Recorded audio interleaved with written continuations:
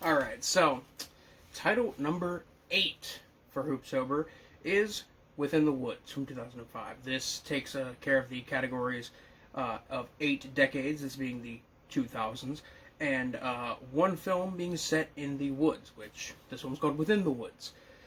So, Within the Woods, believe it or not, is actually the third film in a trilogy of direct-to-video, super low-budget horror films called the Camp Blood series. Now, the Camp Blood films are still going, actually. There are like 11 or 12 of them so far. After Within the Woods, which came out in 2005, the series just kind of became junk with the producers who happen to have the rights to the Camp Blood name, and the first two films basically retconning this third film and essentially just continuing to make sequels starting in 2014 with Camp Blood First Slaughter, and then the most recent one being Children of Camp Blood, which released in 2020. So, yeah, the Camp Blood movies are low budget, super cheap, shot on like video, slasher fodder, and the first two are pretty entertaining little horror films. This third one, Within the Woods,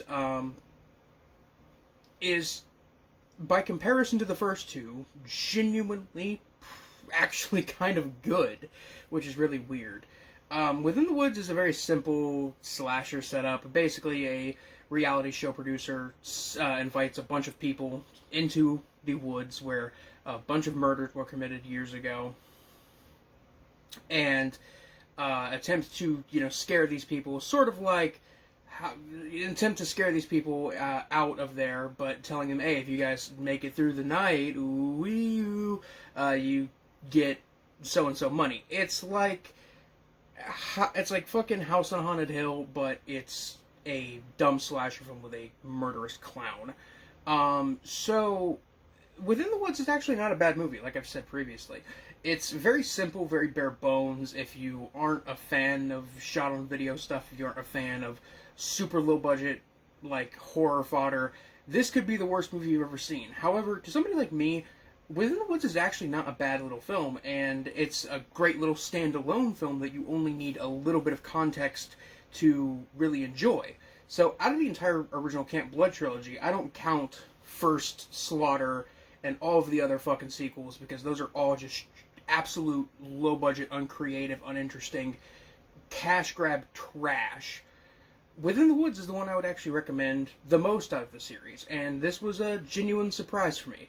A friend of mine, Andrew, from the old Wizards of Gore live streams, has been trying to get me to watch Within the Woods since forever, and I figured since one of the criteria for Hooptober was one film set in the woods, I figured I may as well finally get around to Within the Woods. Either way, I'd actually kind of recommend Within the Woods. It's not an amazing movie by any means, but it's definitely a good little time killer. It only runs for like 70-ish minutes. It's pretty short and to the point, and like I said, decently well produced, considering it was a shot on digital video film.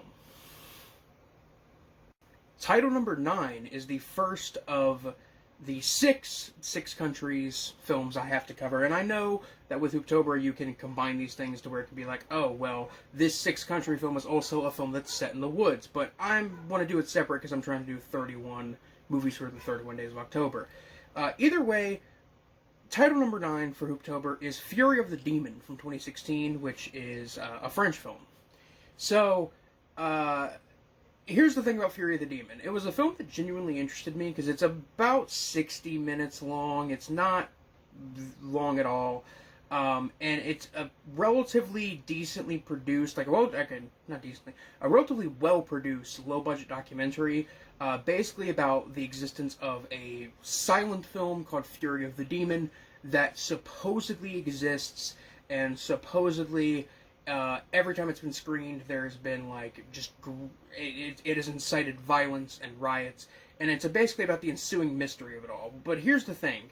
The film Fury of the Demon, not this documentary, this mockumentary, I should say, but the film itself, it doesn't exist. So really, this is just kind of a documentary on a lost film that doesn't exist, that is connected to George Méliès. I hope I'm pronouncing that correctly, but he's basically the father of modern visual effects, and I really like his work. It's like all short films, but it's all really interesting, really cool stuff.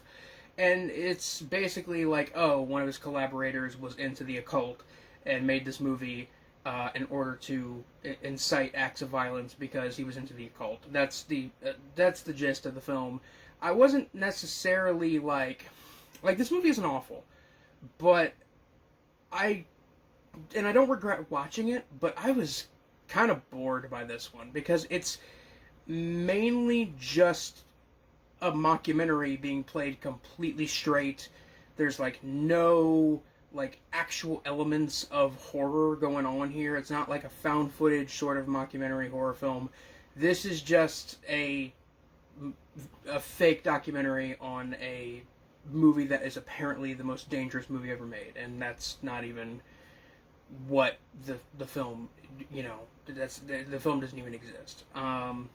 It kind of reminds me of Antrim, which is a narrative film that has like a couple documentary segments basically saying like, hey, this movie that we're about to show is actually cursed. And like, while that film is like not a good narrative film, the documentary segments of it are like actually decent, and the fact that we at least get something, like some kind of narrative film out of it, like I would at least like to see like a recreation of the Fury of the Demon. I was hoping for like some fake clips from it or something, but you don't really get that, and that's really unfortunate.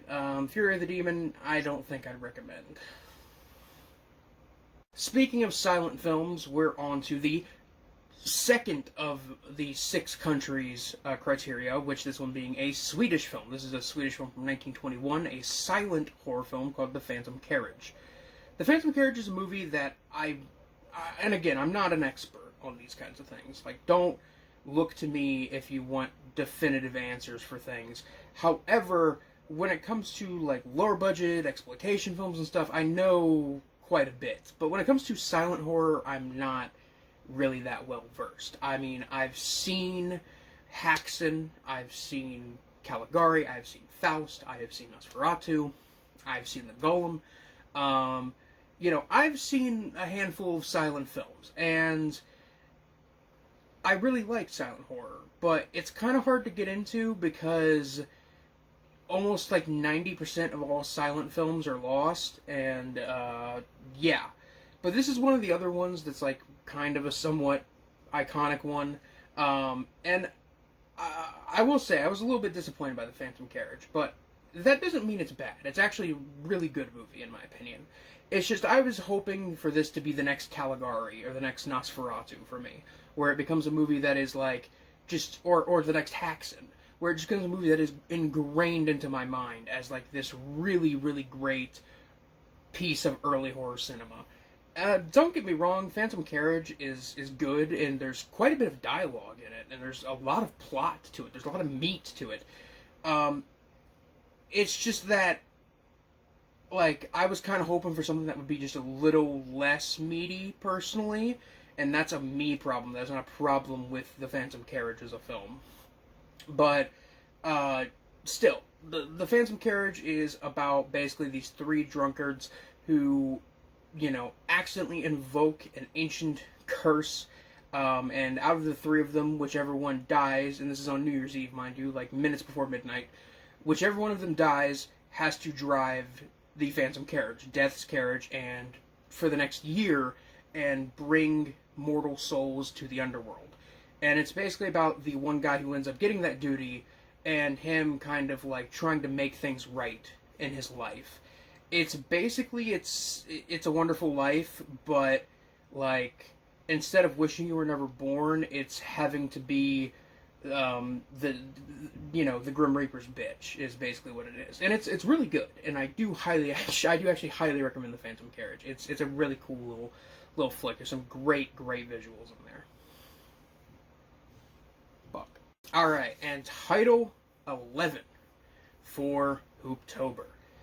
Checks off the third of the 6 countries category, which this one being a Japanese film, and the third of the 3 Asian horror films I have to cover.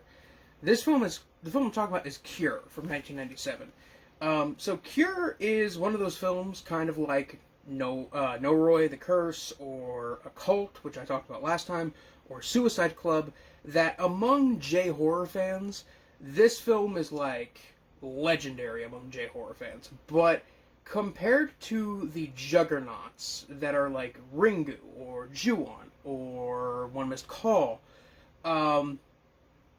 Cure is obscure by comparison. But that doesn't mean Cure is not worth your time. Cure is very much worth your time. It is essentially a sort of kind of like Seven, Silence of the Lambs-esque kind of psychological horror thriller, basically about a detective investigating a series of murders where random people have lashed out and murdered somebody else, and they've carved an X into the person's throat after they have died, and they don't remember doing it, they don't remember why they did it, they just did it. And it is basically about this detective kind of looking into the case and trying to figure out what exactly is going on. So, The Cure is a little slow to start, I will say. It's not like a super fast-paced movie. The opening crime scene investigation, where you see one of the corpses of the victims, like, just immediately within the first few minutes, is like a really good hook to get you into the film, because I was genuinely into this the entire time, and I really like this movie's vibe. It's got a very kind of plain, not really vibrant visual aesthetic. Like, everything is very white, gray, very faded almost. Except for the bright colors of the blood and viscera in the film, which there isn't really too much of, but those moments really break things up. I should also say that there's not much in the ways of background music in this film. It's mainly just ambient noise, faucets running, fabric rustling, footsteps, the wind, train passing by, the fan blades kind of cutting through the air, glasses being placed on table, running water.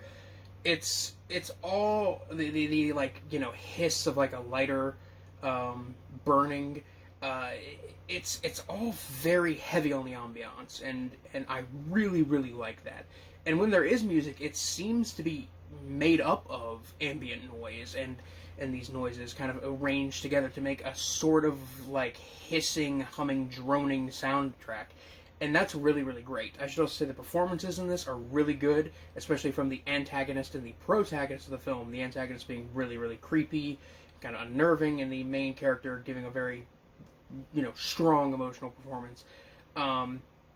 Genuinely just a really good movie. I don't really have much else to say about it, honestly. Movie 12 for Hooptober checks off the criteria of the worst part 2 in a series that you haven't seen and can get your hands on. I watched The Cell 2 from 2009. To put it bluntly, just watch the Herschel Gordon Lewis film Something Weird, because that's genuinely, unironically, a better horror film. So, the first Cell is a movie that, I think is pretty underrated. People seem to be really divisive on it, but honestly, I genuinely quite like The Cell.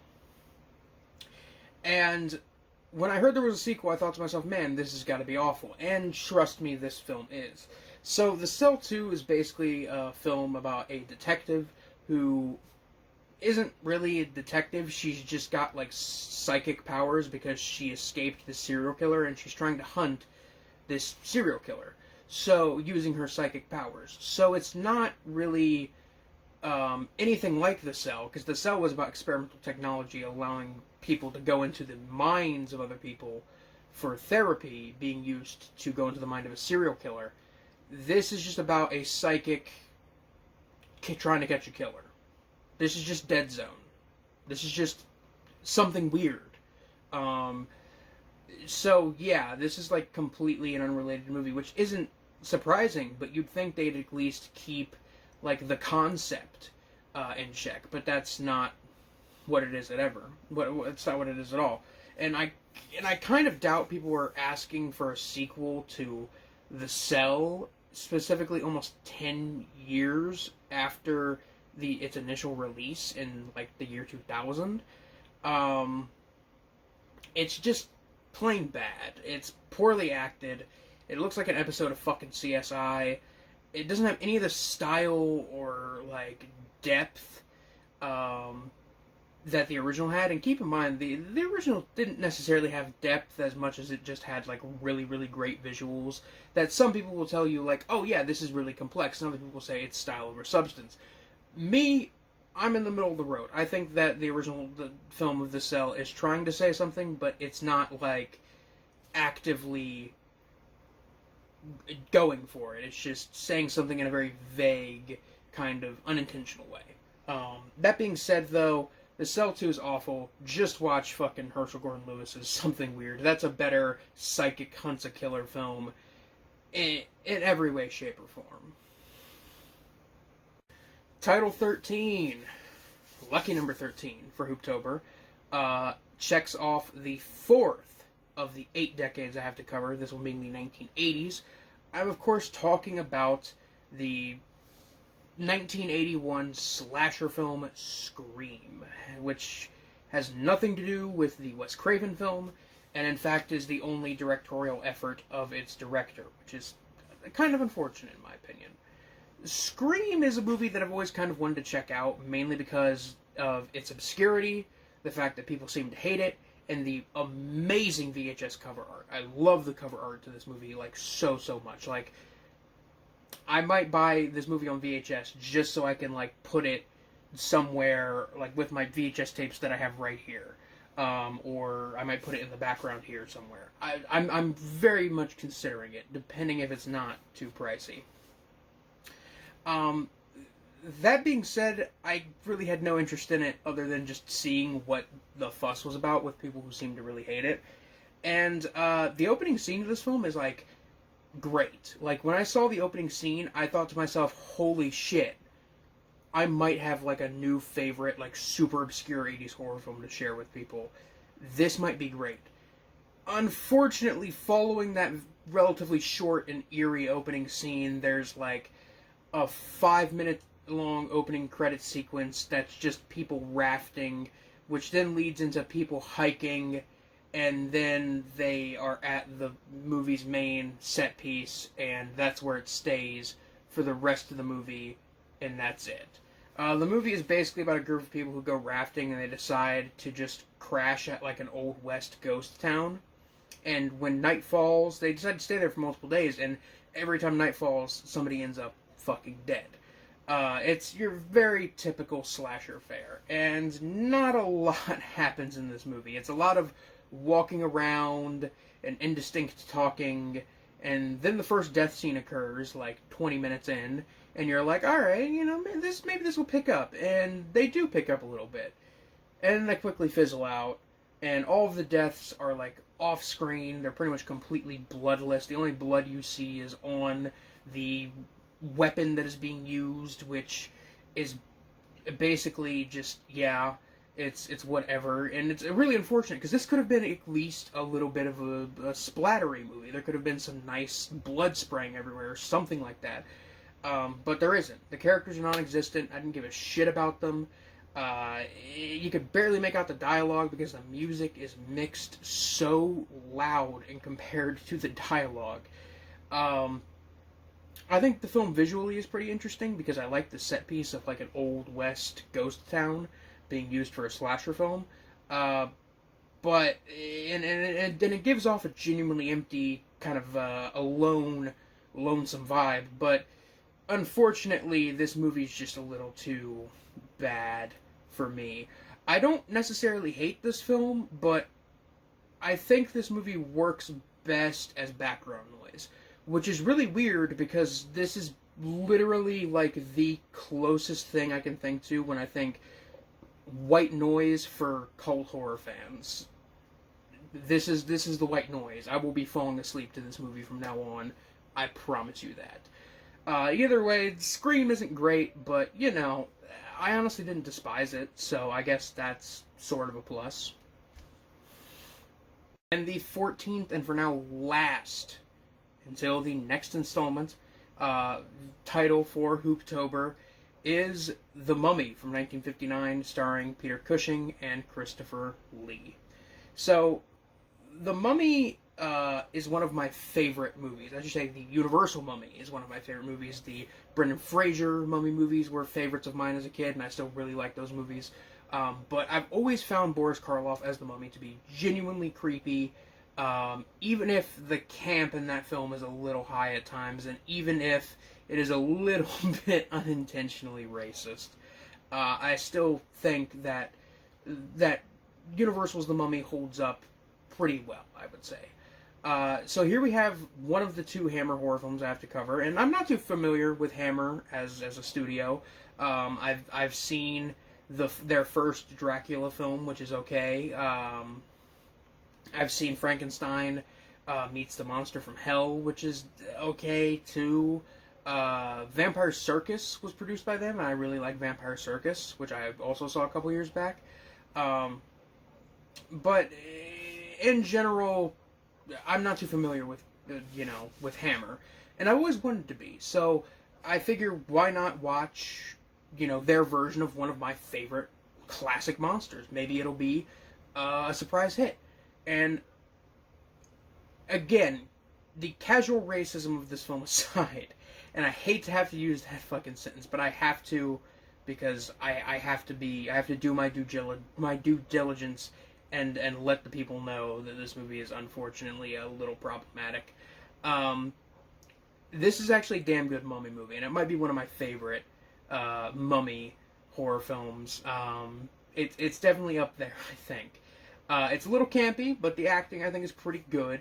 It's very visually nice. I like the sets. The mummy makeup is, I think, really good. I love the use of colorful lighting in certain scenes. Christopher Lee as the mummy, he's very stoic and kind of creepy. Except for when he's busting through fucking doors like he's a wrestler in like a Slim Jim commercial, like knocking the fucking off-brand beef stick out of somebody's hand and giving him a Slim Jim. Like, that's what I thought of. I thought of fucking Macho Man kicking down a door and, like, giving a kid a Slim Jim when the mummy busts through the doors to attack people. That's what I thought of. And maybe that's just me, but still. The scene where the mummy kind of rises out of the muck, out of the swamp, out of the mud, is really aesthetically pleasing, and it's also a really nice little spooky moment.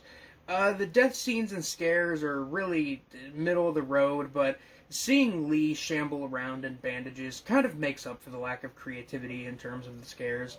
It's definitely not a perfect movie by any means, and I can understand if somebody would watch this and say this is awful, or boring, but as somebody who appreciates a bit of classic horror every now and again, and as somebody who loves Boris Karloff's Mummy and loves just, like, Egyptology in general, I used to have a very big, when I was a kid, I used to have a very big encyclopedia of just stuff on ancient Egypt, and I literally read through it like it was a novel. Like, I didn't even, look up specific things. I literally read through it front to back in middle school as when I was, 10 or 11 years old. Just flipped through that shit like it was a Goosebumps book or something, and I genuinely really liked reading it. And as somebody who appreciates those things, this movie is really fun. It's the perfect kind of movie, I would say, to watch with some popcorn, nice cold soda, maybe some Twizzlers, something like that, and just sit in a dark room with your dog, maybe have a few beers, maybe smoke or something, and just chill during the Halloween season.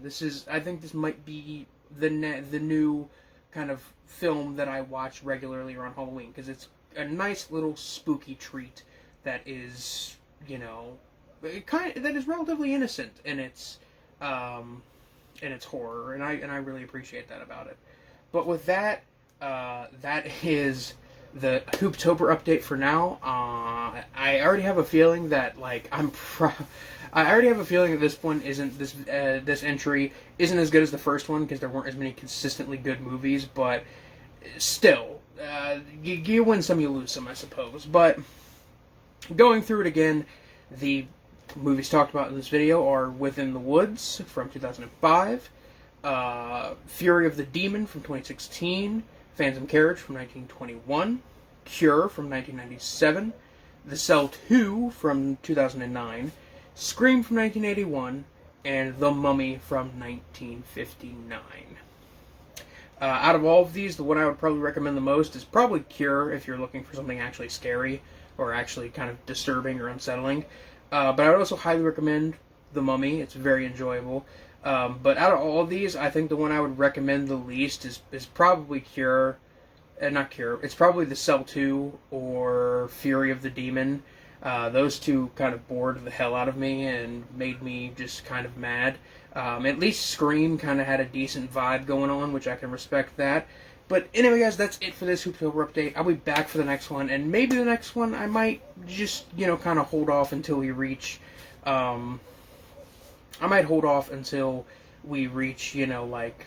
a good, nice number to stop on. But I can't make any. I say that, and I had a number in mind, but I completely forgot. So yeah, that's it.